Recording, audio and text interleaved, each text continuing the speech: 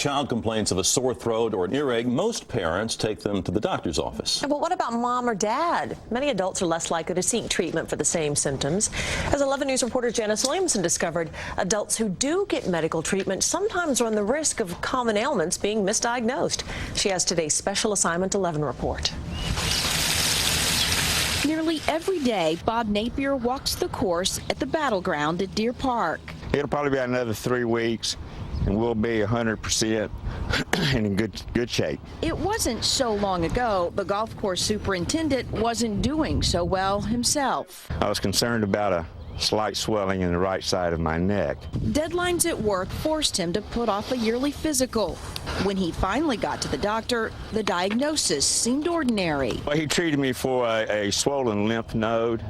He said it's probably an infection of some type, so we went through that regime of treatments first, which absolutely had no effect. When antibiotics didn't work, Bob Napier was referred to an ear, nose, and throat doctor who gave him a very different diagnosis. But it is very emotional when he looks at you and tells you that you have cancer. It's an earth-shattering ordeal.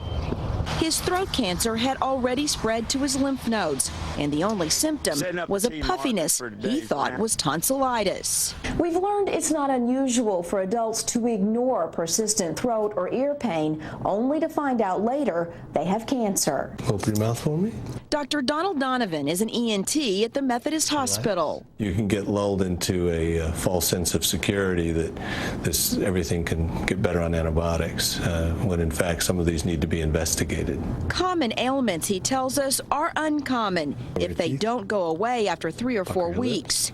Ear pain is often the only symptom of throat or larynx cancer. Unfortunately, many of these cancers are discovered in late stages because they don't produce any symptoms related to the tongue or the throat. Bob Napier was lucky. 7 weeks of radiation and chemotherapy plus surgery to remove his lymph node seems to have cured him. For any reason your body changes, you need to listen to those changes. It's been 2 years, and he's still cancer-free. Janice Williamson, Special Assignment 11. A lot of people like the idea of having a big family.